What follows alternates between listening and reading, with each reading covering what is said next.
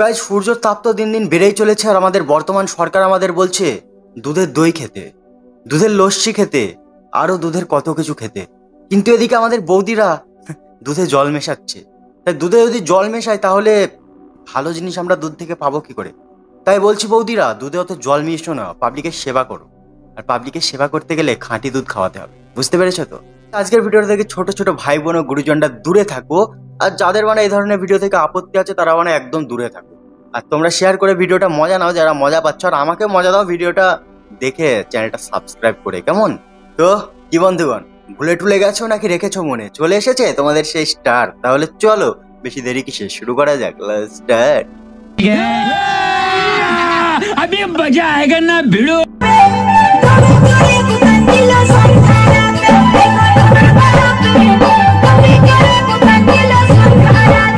তো বৌদি, আমাদের এই এরিয়াতে তুমি কি দুধ বিতরণ করো নাকি?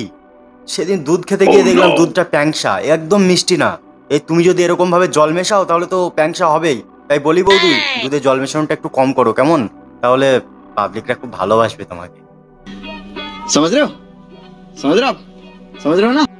কবি বলেছেন, বউকে ভালোবাসতে শিখুন, কিন্তু কার বউকে এটা কিন্তু কবি বলে দেয়নি। আই বৌদি, ভালোবাসতে হবে? তোমাকে দেখে না আমার ভালোবাসাটা দুধের মতো উদলে উঠছে। তোমাকে কি ভালোবাসার সুযোগ পাওয়া যাবে?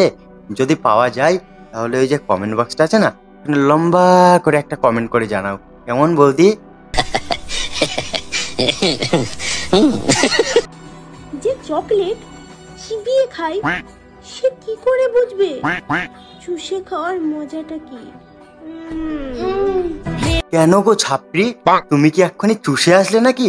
তোমার মুখের ওই ফাঁকটা দেখেই বোঝা যাচ্ছে তুমি চোষাতে একদম এক্সপার্ট।